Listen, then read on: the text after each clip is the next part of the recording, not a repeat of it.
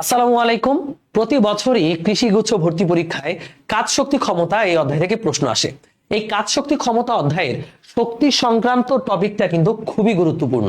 So এই বছরও কিন্তু চান্স আছে কৃষিগুচ্ছ ভর্তি পরীক্ষা এখান থেকে প্রশ্ন আসার। সো আজকের এই একটা ভিডিওতেই শক্তি সংক্রান্ত যা কিছু দরকার কৃষির জন্য সবকিছু ক্লিয়ার হবে। সো সবাই মন দিয়ে ভিডিওটি দেখবা এবং ভিডিওটি সবাই টাইমলাইনে শেয়ার করে ফেলবা যেন যে কোনো প্রয়োজনে ভিডিওটা তুমি দেখতে পারো। সো প্রথমেই তোমাদের একটু জানিয়ে রাখি, আমাদের কৃষির সলিড প্রস্তুতির জন্য এগ্রি ক্র্যাশ কোর্স 4.0 বন্দিবাসালা থেকে লঞ্চ হয়েছে। 29 নভেম্বর ক্লাস শুরু হবে। সো এগ্রির জন্য যদি কম্প্যাক্ট ভাবে একটা বেস্ট প্রিপারেশন নিতে চাও, যুক্ত হতে হবে এগ্রি ক্র্যাশ কোর্স 4.0 তে। সো আমরা প্রথমত শক্তির যেই সূত্রগুলো দরকার সেই সূত্রগুলো এক নজরে একটু দেখে নিব, একদম শর্টকাট বা বেসিক যা দরকার আর কি। প্রথমেই আমরা জেনে নিব যে গতিশক্তি আর ভরবেগের মধ্যে রিলেশনটা কি। সবাই আমরা জানি গতিশক্তি আর ভরবেগের মধ্যে রিলেশন হচ্ছে এটা, EK is equal to P square by 2m। খেয়াল করে দেখো, গতিশক্তির সাথে ভরবেগের সম্পর্ক হচ্ছে বর্গের সমানুপাতিক। তাহলে আমরা যদি বলি ভরবেগ দ্বিগুণ করব, গতিশক্তি হবে 4 গুণ, ভরবেগ 5 গুণ করব, গতিশক্তি হবে 25 গুণ। ঠিক যদি উল্টা সম্পর্কটা দেখি, যে ভরবেগ আর গতিশক্তিকে সাথে সম্পর্ক হচ্ছে বর্গমূলের ব্যস্তানুপাতিক, মানে কোন বস্তুর ভরবেগ তার গতিশক্তির বর্গমূলের ব্যস্তানুপাতিক। গতিশক্তি যদি n গুণ করি, তাহলে নতুন ভরবেগ হবে p2 is equal to root over of n p1। গতিশক্তি যদি 2 গুণ করি, নতুন ভরবেগ হবে √2 p1। গতিশক্তি যদি 5 গুণ করি, নতুন ভরবেগ হবে √5 p1। গতিশক্তি যদি n গুণ করি, নতুন ভরবেগ হবে √n p1। সো এই সূত্রটা দিয়ে কিন্তু প্রচুর কোয়েশ্চেন ইতিমধ্যে এসেছে, তাই এটা একটু নোট করে রাখবো। এরপর সবাই আমরা জানি যে এই যে গতিশক্তি, এই গতিশক্তি হচ্ছে বস্তুর বেগের বর্গের সমানুপাতিক। এই যে সমানুপাতিকের সূত্রগুলা, এটা দিয়ে পরীক্ষায় প্রচুর প্রশ্ন আসে। 2 নম্বরে ভাইয়া ব্যয়িত শক্তি, যে একটা বস্তু এই উচ্চতা থেকে পড়ে মাটিতে বাউন্স খেয়ে আবার সার্টেন একটা উচ্চতা উঠলো, এখানে বস্তুর ব্যয়িত শক্তি কত, শক্তি কত ব্যয় হয়েছে। ব্যয়িত শক্তি, ব্যয়িত শক্তি হলো ডেল ই, ডেল ই দ্বারা প্রকাশ করলে তবে mgh মাইনাস এক্স। যে h উচ্চতা থেকে পড়ে মাটিতে বাধা খেয়ে সে যদি x উচ্চতায় ওঠে, তাহলে কত শক্তি এখানে ব্যয় হলো, mgh মাইনাস এক্স। 3 নাম্বার ভাইয়া, এটা সবাই জানো, নবম দশম শ্রেণী থেকে আমরা পড়ছি যে h উচ্চতায় একটা বস্তুর মোট শক্তি বা মোট যান্ত্রিক শক্তি হবে mgh। এটাই কিন্তু ভূমি স্পর্শ করার মুহূর্তে গতিশক্তির সমান, তাই না? ভূমি স্পর্শ করার মুহূর্তে গতিশক্তি, মোট যান্ত্রিক শক্তি mgh লেখা যাবে। এরপরে 4 নাম্বার যে সূত্রটা, 4 নাম্বার সূত্র হচ্ছে যে কৃত কাজ ইজ ইকুয়াল টু গতিশক্তির পরিবর্তন half mv square minus half mu square. এই সূত্র দিয়ে কেমন অঙ্ক আসে, যে কোনো একটা গাড়ির ক্ষমতা দিয়ে দিল, গাড়ির ইঞ্জিনের ক্ষমতা, তার বেগ 10 থেকে 20 পর্যন্ত বাড়াতে কত সময় লাগবে। সেক্ষেত্রে এই যে ডব্লিউ এর জায়গায় লিখতে পারবো আমরা পিটি সমান হচ্ছে হাফ গাড়ির ভর আর গাড়ির বেগ ইউ থেকে ভি করলা। এক্ষেত্রে টি বের করতে বললে টি বের করবা, গাড়ির ইঞ্জিনের ক্ষমতা বের করতে বলে ইঞ্জিনের ক্ষমতা বের করবা। এই কোয়েশ্চেন গুলো এখান থেকে আসতে পারে। এরপর আমাদের আছে কি, এরপর আছে যে কোনো একটা বস্তু অনেক উঁচু থেকে পড়ে, h উচ্চতা থেকে পড়ে কাদার মধ্যে x পরিমাণ ডেবে গেল। যে কোনো একটা বস্তু, কোনো একটা হাতুড়ি পেরেকের উপর পড়ে h উচ্চতা থেকে পড়ে কাদার মধ্যে x পরিমাণ ঢুকে গেল, তাহলে সেখানে বস্তুর বিভব শক্তির পতন mgh plus x is equal two হবে fx। f হচ্ছে ওই কাদায় বাধা দানকারী বল, আর x হলো কাদায় কতটুক ঢুকলো বস্তুটা। ওকে, h উচ্চতা থেকে পড়ে, এই যে এই উচ্চতা থেকে পড়ে আরো x পরিমাণ ঢুকে গেল, তাহলে বস্তুর বিভব শক্তির পতন হচ্ছে আমাদের মাটির বাধাদানকারী বলের বিরুদ্ধে কৃত কাজের সমান। ওকে, এরপরে 5 নাম্বারটা খুবই খুবই খুবই গুরুত্বপূর্ণ। কেন গুরুত্বপূর্ণ? কারণ এটা থেকে প্রচুর প্রশ্ন আসে এবং নবম দশম শ্রেণীতেও এটা ছিল, যে কত উচ্চতায়, ভূমি থেকে কত উচ্চতায় গতিশক্তি বিভব শক্তির n গুণ হবে। কে কার n গুণ হবে? গতিশক্তি বিভব শক্তির n গুণ হবে। যদি প্রশ্নে বলে বিভব শক্তি গতিশক্তির n গুণ, তাহলে সেটাকে এই ফরম্যাটে নিয়ে নিবা আগে। ওকে, মানে সহগটাকে ইপি এর কাছে নিয়ে আসবা।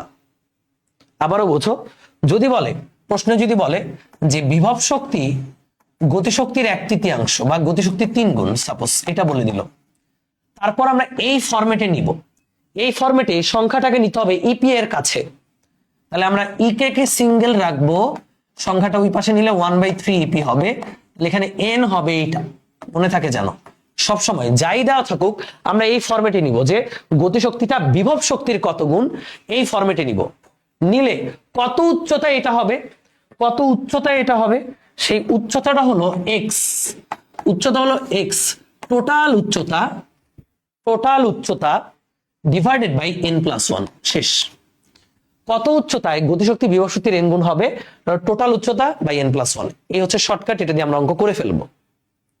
সেই হচ্ছে মোটামুটি আমাদের যা যা সূত্র আমাদের দরকার। এই সূত্রগুলো দিয়ে বিগত বছরে যে সকল কোয়েশ্চেন এগ্রিতে আসছে কিংবা আসতে পারে সেই কোয়েশ্চেনগুলো আমরা এখন সলভ করব। তো প্রথমেই যে প্রশ্নটা দেখতে পাচ্ছি, 25 গ্রাম ভরের একটা বুলেট, 25 গ্রাম ভরের একটা বুলেট 500 মিটার পার সেকেন্ড বেগে একটি লক্ষ্যবস্তুকে আঘাত করে 100 মিটার পার সেকেন্ড বেগে বের হয়ে গেল। তাহলে বস্তুটির ভেতর দিয়ে যাওয়ার ফলে কি পরিমাণ শক্তি ব্যয় হলো? তাহলে কি পরিমাণ শক্তি ব্যয় হয়েছে সেটা আমরা খুব সহজেই বুঝতে পারতেছি। Half m 500 square minus 100 square, তাই না? যে সে যত গতিশক্তি নিয়ে ঢুকছে half m v square minus যত গতিশক্তি নিয়ে বের হয়েছে হাফ এম ইউ স্কোয়ার, এর মাঝে যেই গতিশক্তিটা নাই হয়ে গেল সেটাই হচ্ছে আমার ব্যয়িত গতিশক্তি। ক্যালকুলেট করলে হাফ এম কত ভাইয়া? এম হচ্ছে 25 গ্রাম। 25 গ্রাম মানে 25 গ্রাম মানে এই যে হ্যান্ড ক্যালকুলেশনের জন্য এইভাবে লিখবো 25/1000। 500 স্কোয়ার মানে কত ভাইয়া? 5 কে স্কোয়ার করলে হয় কত? 25। 25 শূন্য শূন্য কয়বার? 4টা, 1টা 2টা 3টা 4টা। ওকে, দেখো খুবই সহজ। 5 কে স্কোয়ার করলে হবে 25, তারপর 2টা শূন্য স্কোয়ার মানে 4টা শূন্য, শেষ। মাইনাস 100 স্কোয়ার, দেখো 1 কে স্কোয়ার করলে 1, 2টা শূন্য 4টা শূন্য, তাহলে কত আসতেছে দেখো তো আমাদের? 2.5 লাখ থেকে 10,000 বিয়োগ করবা, তাহলে 2,40,000। এখানে থাকতেছে 2 ইন্টু 1000, এখানে 25 ইন্টু 2,40,000, 3টা শূন্য 3টা শূন্য উপর নিচে কাটা, 240। 240 কে তুমি যদি 2 দ্বারা ভাগ করো 120, তাহলে 120 ইন্টু 25 কত হয়? 25 100 2500, আর 20 ইন্টু 25 মানে 500, তাহলে টোটাল হচ্ছে 3000 জুল। এই পরিমাণ শক্তি এখানে ব্যয় হয়ে গেছে। Simple hand calculation. পরের কোয়েশ্চেন, 5 কেজি ভরের একটা হাতুড়ি দ্বারা দেয়ালে একটা পেরেককে 2 মিটার পার সেকেন্ড বেগে আঘাত করায় এটা 10 সেন্টিমিটার ঢুকে গেল। এই হচ্ছে একটা দেয়াল, এই দেয়ালে একটা পেরেক ছিল, দেখো এখানে একটা পেরেক ছিল। এই পেরেককে আমরা একটা হাতুড়ি দ্বারা আঘাত করেছি, এই সেই হাতুড়ি, এই হাতুড়ি দ্বারা আমরা আঘাত করেছি। তাহলে হাতুড়ি দিয়ে গতিশক্তি দিছি, দেয়ালের বাধা বলের বিপরীতে কাজ করছি, তাই না? আমরা লিখতে পারবো হাতুড়ির গতিশক্তি হাফ এম ভি স্কোয়ার সমান দেয়ালের বাধা বলের বিপরীতে কাজ এফ এক্স। তাহলে আমাদের বের করতে বলছি কি? গড় বাধা বল মানে এফ এর মানটা। এফ কত হবে? Half m v square divided by x. Calculate করে ফেলি। হাফ এম কত ভাই? এম হচ্ছে 5 কেজি হাতুড়ির ভর, বেগ হচ্ছে হাতুড়ির বেগ 2 স্কোয়ার বাই এক্স কত? 10 সেন্টিমিটার মানে 0.1। তোমার হিসাবের জন্য এই 10 সেন্টিমিটারকে লিখবা 10 সেন্টিমিটার মানে 10/100 না? তাহলে উপরে 100টা গুণ দিয়ে দিবা, 10/100 হয়ে গেল, শূন্য শূন্য কাটা, তাহলে 10 2 দিয়ে কাটলে 2, 10 দুগুণে 20, 5 20 কত হয়? 100 নিউটন। এই হচ্ছে আমাদের বাধা দানকারী বল। পরের কোয়েশ্চেনে যাই। একটা কণার ভরবেগ পি, গতিশক্তি দ্বিগুণ করা হলে নতুন ভরবেগ কত হবে? আমরা বলছিলাম নতুন ভরবেগ হবে √n p1, মনে আছে কি? n হচ্ছে গতিশক্তি কত গুণ, গতিশক্তি কয় গুণ? গতিশক্তি দ্বিগুণ, তাহলে নতুন ভরবেগ হবে √2p1, শেষ। এটা খুব পপুলার কোয়েশ্চেন, বারবার আসছে। 10 মিটার উঁচু থেকে 100 গ্রাম বল ফেলে দিলে পুনরায় 8 মিটার উঁচু পর্যন্ত উঠে শক্তি ক্ষয়। শক্তি ক্ষয় আমরা বলেছিলাম ডেল ই সমান mg h minus x, h minus x. mg কত? m হচ্ছে 100 গ্রাম, 100 গ্রাম মানে 0.1 কেজি, g হচ্ছে 9.8, আর h কত? 10 মিটার, x কত? 8 মিটার, 10 মাইনাস 8 মানে 2, তাহলে 19.6 ইন্টু 0.1, তাহলে 1.96 জুল, শেষ। 9.8 এর সাথে 2 গুণ দিলে কত হয়? 19.6। 19.6 সাথে 0.1 গুণ দিলে, 0.1 গুণ দেওয়া মানে কি 10 দ্বারা ভাগ, 19.6 কে 10 দ্বারা ভাগ করলে কত হবে ভাইয়া? 1.96। রৈখিক ভরবেগ 60% বাড়ালে গতিশক্তি কত হবে? ভাইয়া গতিশক্তির সাথে রৈখিক ভরবেগের সম্পর্ক হচ্ছে বর্গের সমানুপাতিক, তাই না? রৈখিক ভরবেগ তুমি 60% বাড়িয়েছো, তাহলে নতুন ভরবেগটা হবে কত? পুরাতন ভরবেগ প্লাস 60% অফ পুরাতন ভরবেগ। বাড়ানো মানে যোগ করা, 60% মানে 0.6, তাহলে 1.6 P1, এটা হচ্ছে আমাদের P2। তাহলে ভাই বুঝতেই পারতেছি আমাদের EK2 টা হবে রুট ওভার অফ না, n স্কয়ার EK1, এটা হচ্ছে আমাদের EK2। যেহেতু পি স্কয়ার সম্পর্ক, তাহলে পি যদি n গুণ হয় তাহলে n স্কয়ার EK1। পি কয় গুণ হইছে? পি হইছে 1.6 গুণ। কত গুণ হইছে? 1.6 গুণ, তাহলে 1.6 স্কয়ার EK1। ভাই এটা মনে হইতে পারে ক্যালকুলেশন খুব কঠিন না, 16 স্কয়ার করলে কত হয়? 256। তাহলে 1.6 কে স্কয়ার করলে হবে 2.56 EK1, শেষ। বুঝছো ভাইয়া? প্রথমত এই সম্পর্কটা বুঝতে হবে, ইকে এর সাথে পি এর সম্পর্ক বর্গের সমানুপাতিক। তাহলে পি যদি n গুণ হয় তাহলে আমাদের নতুন EK2 হবে n স্কয়ার EK1। ওকে, বুঝতে পারছি? তাহলে n হচ্ছে পি কয় গুণ হলো? 1.6। তাহলে এই হচ্ছে আমাদের ফাইনাল কাইনেটিক এনার্জি।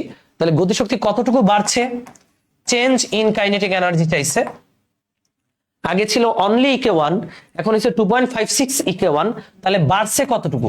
1.56 পরিমাণ বাড়ছে। পার্সেন্টেজে নিলে 156% গতিশক্তি বাড়ছে। পরের প্রশ্ন আসি। আচ্ছা, 5 কেজি ভরের একটা বস্তু উপর থেকে ছেড়ে দেওয়া হলো, মাটি স্পর্শ করার মুহূর্তে তার গতিশক্তি 980 জুল হলে কত উচ্চতা থেকে ছাড়া হয়েছিল? ভাইয়া গতিশক্তি মাটি স্পর্শ করার মুহূর্তে গতিশক্তিটাই বিভব শক্তির সমান, তাহলে এখানে 980টাই হচ্ছে mgh এর সমান। তাহলে h এর মানটা হবে 980 বাই mg। m হচ্ছে 5, g হচ্ছে 9.8। 9.8 দিয়ে 980 কে কাটলে এটা হবে 100, 5 দিয়ে কাটলে 20 মিটার উচ্চতা থেকে এটাকে ছাড়া হয়েছিল। Next question. ওকে, আমাদের নেক্সট কোয়েশ্চেনটা হতে পারে এই যে লাস্টের যে থিওরিটা, যে কত উচ্চতায়, ধরো তোমাকে বললো একটা দালান, এই সেই দালান, দালানের চূড়া থেকে, দালানের হাইট দিয়ে দিচ্ছে তোমাকে 120 মিটার। ওকে, চূড়া থেকে একটা বস্তুকে ছেড়ে দেওয়া হলো। প্রশ্ন হচ্ছে কত উচ্চতায়, ভূমি থেকে কত উচ্চতায় বিভব শক্তি গতিশক্তির 3 গুণ, গতিশক্তির 1/3 হবে। 1/3 হবে। কি বললাম? যে ভূমি থেকে কত উচ্চতায় এই বস্তুর বিভব শক্তি গতিশক্তির 1/3। তাহলে আমাদের এখানে শর্তটা কি? শর্তটা সুন্দর করে লিখতে হবে যে বিভব শক্তি হচ্ছে গতিশক্তির 1/3। অনেকে ভাববে এটাই n, না, n জানতে হলে আমাদের এই ফরম্যাটে নিতে হবে, EK সমান NEP, এই ফরম্যাটে নিতে হবে। তো এই ফরম্যাটে এটাকে নিয়ে নাও। সুতরাং এখানে নেওয়া কোনো ব্যাপার হলো? EK সমান 3EP হবে। এখানে n এর মানটা কত? 3। তাহলে আমার কত উচ্চতায় ঘটনাটা ঘটবে? x, total height n+1। এখানে টোটাল হাইট হচ্ছে 120, n হচ্ছে 3 প্লাস 1, 120/4 কত হয়? 3 4 12, 30 মিটার হাইটে। অর্থাৎ ভূমি থেকে 30 মিটার উচ্চতায় আমাদের বিভব শক্তি গতিশক্তির 1/3 হবে। তো এই হচ্ছে শক্তি রিলেটেড পপুলার প্রবলেম গুলো, যা আমরা এই একটা ভিডিওতে দেখে নিলাম। সো আমরা আমাদের কৃষি ব্যাচে প্রত্যেকটা অধ্যায় কমপ্যাক্ট ভাবে, টাইপ ভিত্তিক ভাবে তোমাদেরকে গুছিয়ে দেবো ইনশাল্লাহ। সো 29 তারিখ থেকে ক্লাস শুরু। যারা এখনো যুক্ত হও নাই, যুক্ত হতে পারো। এগ্রি ক্র্যাশ কোর্স 4.0 তে কমেন্টে লিংক দেওয়া আছে।